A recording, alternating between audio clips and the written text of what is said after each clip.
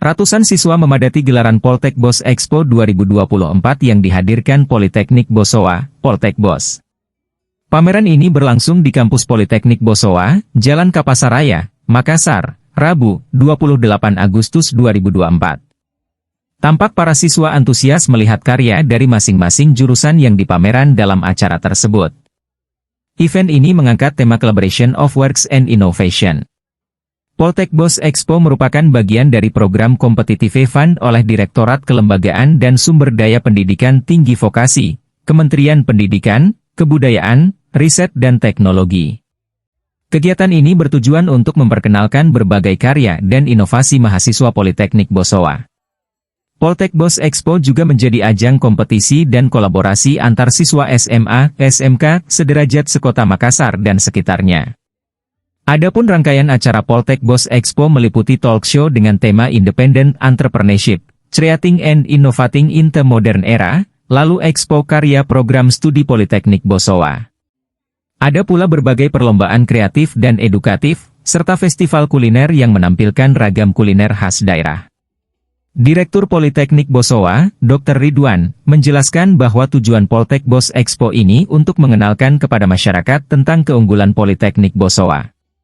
Dalam pelaksanaannya, Politeknik Bosowa mengundang sebanyak 16 SMK di Makassar dan luar Makassar. Kegiatan Expo 2024 Politeknik Bosowa ini merupakan bagian dari rangkaian kegiatan kompetitifan yang kami terima dari program dari Kementerian Ristek Tinggi, dalam hal ini melalui Dirjen Pendidikan Tinggi Vokasi.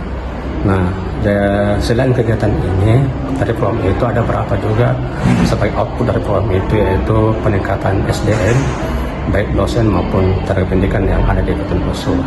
Nah, tujuannya ini, harapan kami setelah kegiatan ada Expo 2024 Poltekbos ini, kita ingin mengenalkan kepada masyarakat umum, khususnya adik-adik siswa-siswa SMK umum di Kota Makassar maupun di siswa pada umumnya, ingin mau tahu apa keunggulan-keunggulan yang ada dimiliki oleh Politeknik Bosowa sebagai pendidikan vokasi yang ada di Kota Makassar. Nah, Politeknik Bosowa ini memiliki 5 prodi yang ada kami di sini.